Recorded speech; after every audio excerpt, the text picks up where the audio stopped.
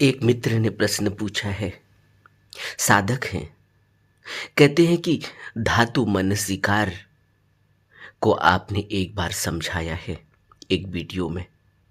लेकिन क्या धातु मनसिकार को हम संवेदनाओं में महसूस कर सकते हैं? और अगर कर सकते हैं तो कैसे कर सकते हैं? इसी संबंध में और भी प्रश्न इस जुड़े हुए हैं कि शरीर का स्वस्थ होना, शरीर में रोग आ जाना, जिससे विपश्यना ध्यान में बाधा पड़ती है। तो क्या शरीर की वजह से ध्यान नहीं हो सकता? इस तरह के कुछ और भी प्रश्न आए हैं कि शरीर में कष्ट आ गया जिसकी वजह से ध्यान नहीं सध पा रहा है। सबसे पहले समझते हैं कि धातु मनसिकार, जिसको बुद्ध ने इस प्रकार से समझाया कि यह चिंतन मनन से ही संबंधित है। जिस तरह से मनसिकार शब्द है जिसको हम चिंतन मनन कहते हैं, यह जो धातु है शरीर में, 4 धातुओं से यह शरीर बना है। बुद्ध कहते हैं कि यह चारों धातु इस शरीर का निर्माण करती हैं, इस शरीर को सुचारू रूप से संचालन करने में मदद करती हैं। और संतों ने, ज्ञानियों ने इन चारों धातुओं को एक दूसरे का दुश्मन कहा, एक दूसरे का विरोधी कहा। लेकिन कुदरत की रहस्यमयी बात यह है कि यह चारों विरोधी शक्तियां एक साथ शरीर के निर्माण, शरीर के संचालन में काम करती हैं। और वैसे यह एक दूसरे की विरोधी है। शरीर में पृथ्वी है। यह पृथ्वी धातु जल धातु से पूरी तरह से ढक जाती है, यानी पृथ्वी को जल अपने में समा लेता है और जल को अग्नि सुखा देती है और अग्नि को वायु खत्म कर देती है। यह एक दूसरे की विरोधी है, लेकिन शरीर के संचालन में एक साथ काम करते हैं। और शरीर में किसी भी प्रकार का जो भी हमें परिवर्तन महसूस होता है, यह परिवर्तन इन धातुओं के कारण ही है। जैसे पृथ्वी धातु का स्वभाव है भारीपन या हल्कापन। पृथ्वी धातु जब शरीर में महसूस होती है, भारीपन से महसूस होती है। पृथ्वी जब हम ध्यान करते हैं तो जो भारीपन है शरीर में, यह भारीपन पृथ्वी धातु के कारण है। और जो जल धातु है शरीर में, इसका स्वभाव है जोड़ना। इसीलिए वैज्ञानिक कहते हैं कि मनुष्य के हर सेल में पानी की मात्रा है। और इसीलिए वैज्ञानिक कहते हैं कि जो शरीर है यह कम से कम 60 से 70% पानी से बना हुआ है। इसमें पानी की मात्रा 70% से ज्यादा है। ये जल धातु का स्वभाव, पानी से ही यह जोड़ता है एक दूसरे को। इसी तरह से अग्नि धातु का स्वभाव है तापमान। शरीर में तापमान का पता चलता है तो जो संवेदनाएं महसूस होती हैं तापमान से, यह अग्नि धातु जठराग्नि है पेट में, जो भोजन को पचाती है और इसके अलावा शरीर में तापमान कितना चाहिए जिस समय गर्भ धारण करती है कोई स्त्री, यह जो तापमान का परिवर्तन होता है यह सब अग्नि धातु है। और इसी तरह से वायु धातु का स्वभाव है हलन चलन, हिलना डुलना, यह वायु धातु है। इसका अनुभव हो तो वायु धातु, वायु के कारण हम मूवमेंट करते हैं, वायु के कारण यह शरीर में मूवमेंट होती है, शरीर में सांस जाती है अंदर, पूरे शरीर में हलन चलन होती है, पूरे शरीर में हिलना डुलना होता है, पूरे शरीर में रक्त दौड़ता है, पूरे शरीर में तापमान दौड़ता है, पूरे शरीर में जल दौड़ता है। तो ये जो हलन चलन है, जो हिलना डुलना है, जो शरीर में परिवर्तन है, उतल फुतल है, ये सब वायु धातु। कहने का अर्थ है कि ये चारों धातुएं जब शरीर में अपना अपना कार्य करती हैं तो संवेदनाएं महसूस होती हैं, लेकिन इन संवेदनाओं को हम इतनी आसानी से महसूस कर नहीं पाते। पता चलता भी है तो क्योंकि हमारे पास अभी ज्ञान नहीं है, क्योंकि अभी हमारे पास अनुभव नहीं है, इसलिए हम इसको समझ नहीं पाते हैं। इसीलिए भगवान बुद्ध ने हमें शुरुआत बताई आनापान सती से कि अगर हम अपने अंदर चल रही सांस को महसूस करने लगेंगे तो हमें वायु धातु का पता चलने लगेगा। ये वायु धातु शरीर में किस तरह से प्रवेश करती है, ये वायु शरीर से किस तरह से बाहर निकलती है, ये वायु किस तरह से शरीर के संचालन, शरीर के निर्माण में योगदान दे रही है, और उससे जुड़ी हुई संवेदनाएं जो भी हैं इनका पता चलने लगता है। धीरे धीरे हमें सभी उन धातुओं का पता चलने लगेगा। शरीर में भारीपन है, पता चलता है कि कहीं न कहीं वो भारीपन पृथ्वी धातु के कारण है। शरीर में कहीं भी कोई किसी भी वजह से भारीपन हुआ, किसी भी वजह से कोई हल्कापन हुआ, वह सब पृथ्वी धातु। अनुभव हमें होते हैं, शुरुआत आनापान सती से ही करनी होगी। आनापान सती से हमें धीरे धीरे मन की तीक्ष्णता से, मन की स्थिरता से, मन के शांत हो जाने की अवस्था में पूरे शरीर में हलन चलन महसूस होने लगेगा, संवेदनाएं महसूस होने लगेंगी। तब इस शरीर में किस तरह से ऊर्जा दौड़ती है, किस तरह से अग्नि का प्रभाव इसमें रहता है, कितनी गर्मी है शरीर में, कभी हम महसूस नहीं कर पाते। लेकिन शरीर में शरीर की खूबसूरती, शरीर की कुदरती अवस्था को महसूस करें।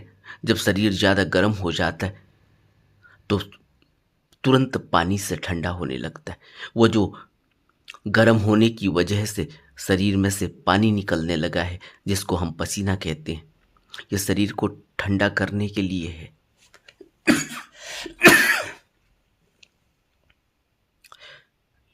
शरीर में गर्मी ही बनी रहे, जल धातु का प्रभाव कम हो जाए तो शरीर में व्याधि पैदा हो जाएगी। इसलिए तुरंत पानी की आवश्यकता है शरीर को ठंडा करने के लिए। पसीना आने लगता है। इसी तरह से शरीर में भारीपन हुआ है पृथ्वी धातु, तो तुरंत वायु वायु से शरीर हल्का होने लगेगा। शरीर में भारीपन है क्योंकि पूरी तरह से वायु शरीर के अंदर प्रवेश नहीं कर पा रही है। देखा किसी व्यक्ति को जो सही से सांस नहीं ले पाता, जिसको फेफड़ों में परेशानी है, जिसको सांस लेने में दिक्कत है, जिसको अस्थमा है, जिसको दमा है, उन लोगों को जब पूरी सांस नहीं आ पाती तो सांस नहीं आने की वजह से शरीर में जो संचालन होना चाहिए अग्नि का, जल का, वायु का, वह नहीं हो पाता, तो पृथ्वी धातु यानी भारीपन महसूस होने लगता है।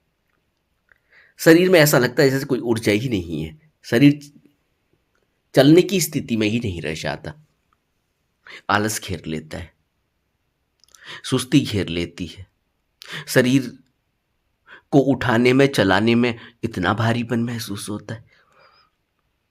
हम सबका यह अनुभव है। आजकल तो पॉल्यूशन बड़े बड़े महानगरों में, बड़े बड़े शहरों में इतना पॉल्यूशन है, उस पॉल्यूशन की वजह से सांस लेने में दिक्कत होती है, शरीर भारी महसूस होने लगता है। आदमी को हमेशा ऐसा लगता है जैसे वह थका हुआ है, हारा हुआ है, सोने का मन करता है, आंखें बंद होने लगती हैं, सब भारीपन है शरीर का। और कारण वायु का संचालन नहीं हो पा रहा है सही गति से। तो यह जो सब संवेदनाएं हमें महसूस होती हैं, यह कारण है। इसीलिए प्राणायाम, योगा, सांसों को लेना छोड़ना, ये जो विधियां प्रयोग की गई, उसका कारण यही था कि शरीर को हल्का रखा जाए। शरीर हल्का रहेगा, चुस्ती रहेगी, फुर्ती रहेगी, शरीर में स्थिरता रहेगी, तो बाकी जो संचालन है, वायु का संचालन है, जल का संचालन है, अग्नि का संचालन है, वो सही तरह से होता रहेगा, शरीर बीमार नहीं पड़ेगा। और जब शरीर में किसी भी प्रकार का अवरोध आ जाए, किसी भी प्रकार का रोग आ जाए, तो जो दूसरे मित्र ने प्रश्न पूछा है इससे जुड़ा हुआ कि शरीर में किसी भी प्रकार की बाधा, किसी भी प्रकार का रोग कितना कष्ट पैदा कर देता है और ध्यान करना मुश्किल हो जाता है, यह सब जुड़ा हुआ है। इसीलिए बुद्ध कहते थे कि एक तरफ तो यह शरीर मरण धर्म है और दूसरी तरफ इसी शरीर से हम निर्वाण तक की यात्रा करते हैं। इसलिए शरीर का स्वस्थ रहना जरूरी है और स्वस्थ रखने के लिए शरीर को आप जानते हैं कि कितनी विधियां प्रयोग में लाई गई, किस तरह से विपश्यना को, आनापान को सहारा बनाया गया व्यायाम का। और आज हमारे पास कुंफू है जो व्यायाम, प्राणायाम, सांसों से पूरी तरह से जुड़ा हुआ है। आज हमारे पास मार्शल आर्ट है जो पूरी तरह से सांसों से जुड़ा हुआ है, मानसिक स्थिरता से जुड़ा हुआ है।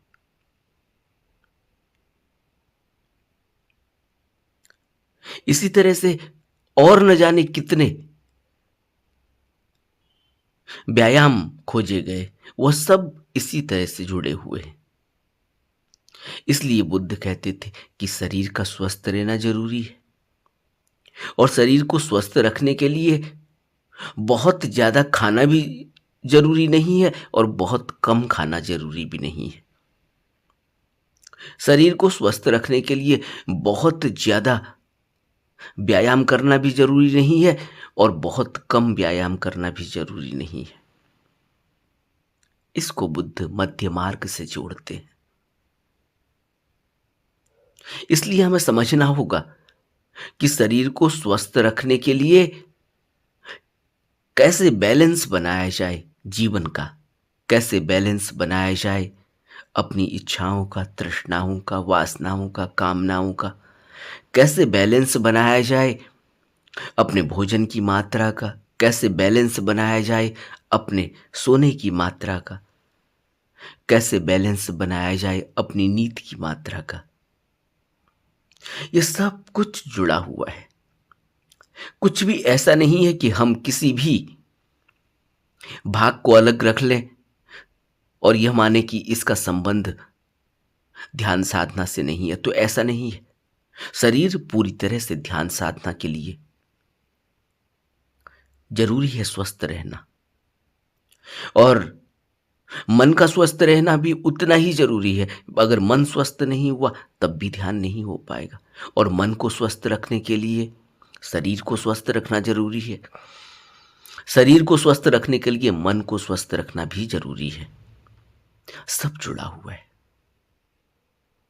किसी भी भाग को हम इग्नोर नहीं कर सकते।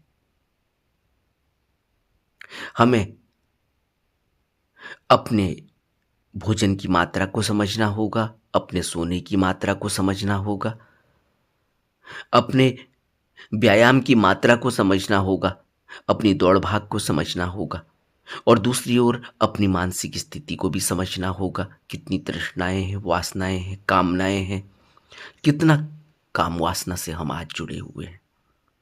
हम सोचते हैं कि मनोरंजन का साधन है काम, वासना।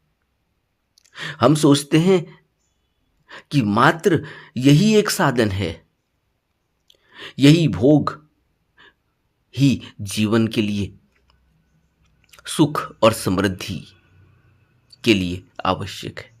नहीं, बुद्ध नहीं मानते। बुद्ध ध्यान के अलावा किसी को भी जीवन का मुख्य आधार नहीं मानते। जीवन की समृद्धि, सुख और जीवन की पूर्णता के लिए बुद्ध काम वासना को या मनोरंजन के साधनों को, वासनाओं को, तृष्णाओं को मुख्य नहीं मानते। मुख्य मानते हैं ध्यान को। लेकिन संसार की गति बड़ी विचित्र है। वहां काम वासना, वहां शरीर के प्रति राग, वहां वस्तुओं के प्रति मोह, राग मुख्य माना जाता है। इसलिए बुद्ध अनित्यता के ऊपर इतना जोर देते हैं कि सब कुछ अनित्य है। इसलिए बुद्ध मनुष्य के जीवन को एक सौभाग्य मानते हैं कि यह सौभाग्य है निर्वाण तक पहुंचने का। यह सौभाग्य है जीवन मरण के बंधन से मुक्त होने का। लेकिन वक्त तो लिमिटेड है। कबीर कहते हैं कि सांसें बहुत लिमिटेड है। यह पूंजी है। जब हम आते हैं सांस की पूंजी लेकर आते, और उतनी सांस की पूंजी से एक भी सांस हम ज्यादा नहीं ले सकते। इसलिए कबीर अपनी वाणी में कहते हैं, कहता हूं कह जात हूं, कहूं बजाए ढोल। मैं कह रहा हूं, बार बार कह रहा हूं, और ढोल भी बजाकर कह रहा हूं। दुनिया के सामने ढिंढोरा बजा रहा हूं। क्या? सांसें खाली जात हैं, तीन लोक का मोल। कि यह जो सांस है यह खाली जा रही है। जिस भी सांस में हमें होश नहीं, जिस भी सांस में हम वासना में, कामना में, इस संसार की तृष्णा में उलझे हुए हैं और सांस को हमने व्यर्थ गवा दिया। उस सांस को जिसकी कीमत 3 लोक का राज्य भी अगर मिल जाए, यानी यह तीनों लोक, त्रिलोकी जिसको कहते, अगर यह भी मिल जाए तो फिर भी इसका मूल्य, इस सांस का मूल्य नहीं दिया जा सकता।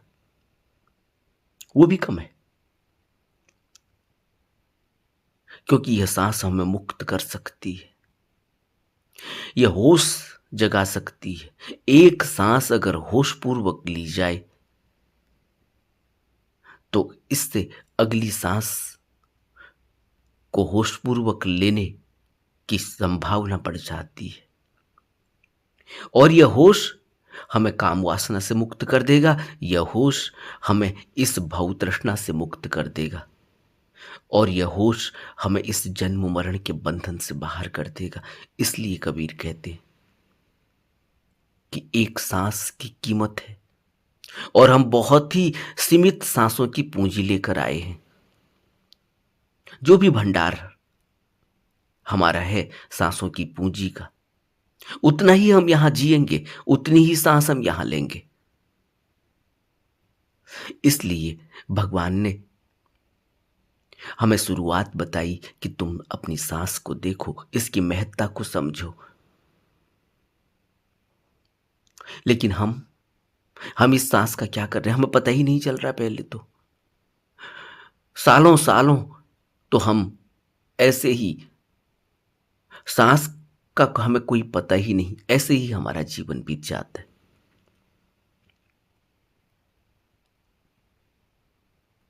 कहते हैं कि मनुष्य 8 घंटे अगर सोता है तो 8 घंटे का जीवन तो उसका ऐसे ही बीत जाता है। यानी कि अगर 60 साल की उम्र है तो 20 साल तो उसके ऐसे ही बीत जाते हैं, सोए सोए, बेहोशी में, मृतवत। और बाकी जो 40 साल हैं, वो 40 सालों में तो पता ही नहीं चलता कि सांस आई और गई। कभी कोई प्रयोग नहीं, कभी कोई अभ्यास नहीं, कभी कोई जीवन को समझने की बात हमारे दिमाग में, हमारे मन में आती ही नहीं। हम सोचते हैं कि जीवन है भोग, जीवन है तृष्णा और वासना को पूरा कर लेना, सब कुछ भोग लेना, सब कुछ इकट्ठा कर लेना। और बड़ा दुर्भाग्य यह है कि मनुष्य जिस बेहोशी में सब कुछ यहां इकट्ठा करता है, उसमें से कोई भी चीज उसके साथ जाती नहीं। और जितना बहुमूल्य समय वह इन चीजों को इकट्ठा करने में लगाता है, यह बहुमूल्य समय का पता तब चलता है जब इसमें से कोई भी वस्तु को वह साथ नहीं ले जा सकता। इस अनिश्चितता को बुद्ध हमें अपने शुरू के प्रवचनों में ही कह देते हैं कि जीवन अनित्य है। लेकिन यह बात समझ में नहीं आती। हम इस रहस्य को, इस शरीर के रहस्य को समझ ही नहीं पाते, और मानते ही हैं कि यह शरीर हमारा है। लेकिन शरीर के रहस्य को आज तक हम इतना भी नहीं समझ पाए कि शरीर में गर्मी होती है तो तुरंत पसीना निकल आ रहा है। ये क्या रहस्य है कुदरत का कि शरीर गर्म होता है तो तुरंत पानी से ठंडा करने के लिए कुदरत काम कर रही है। लेकिन हम नहीं समझ पाते। हमारा ध्यान सिर्फ भोग पर जुड़ा हुआ है, किस तरह से काम वासना को पूरा किया जाए, किस तरह से काम वासना से सभी वस्तुओं का भोग कर लिया जाए। लेकिन तृप्ति कभी होती नहीं। मनुष्य ऐसे ही अतृप्त हुए ही यहां से विदा हो जाता है और अपनी सांसों की पूंजी को ऐसे ही व्यर्थ में गंवा कर चला जाता है। कुछ हाथ आता नहीं, और यह भवबंधन, यह भवचक्र, यह जन्म मरण खिंचता चला जाता है। इसकी अवधि बढ़ती चली जाती है, और यह एक कभी खत्म न होने वाला चक्र, दुष्चक्र चलता ही रहता है और ये संस्कार बार बार जन्म लेते हैं। यह मन बार बार जन्म लेता है। कामना, वासना, तृष्णा और इच्छाओं से भरा यह मन एक दिन इस स्थिति में पहुंच जाता है, इतनी बेहोशी मनुष्य को छा जाती है कि उसको अपना भला और बुरा ही नहीं दिखाई देता। आज हम उसी अवस्था में हैं। हमें कुछ भी पता नहीं कि हमारा भला क्या है, हमें कुछ भी पता नहीं कि हमारा बुरा क्या है। और ये काम वासना हमें बार बार इस दुष्चक्र में धकेलती जाती है और ये मन हमें बार बार इस दुष्चक्र में धकेलता जाता है, क्योंकि मन हमारा ही है, हमने ही पैदा किया। और आज यह मन हमारे उस स्थिति में है कि हमें इस मन के नीचे जो शुद्ध चित्त है उसका पता ही नहीं चलता। यही कामना, यही वासना, यही तृष्णा हमें दौड़ाती रहती है, जन्मों जन्मों के फेरे में डाल देती है। अगर एक अच्छा जीवन व्यतीत करना है तो शुरुआत भगवान के द्वारा बताए गए अभ्यास से ही करनी होगी। ध्यान करना ही होगा, ध्यान के अलावा और कोई उपाय नहीं है।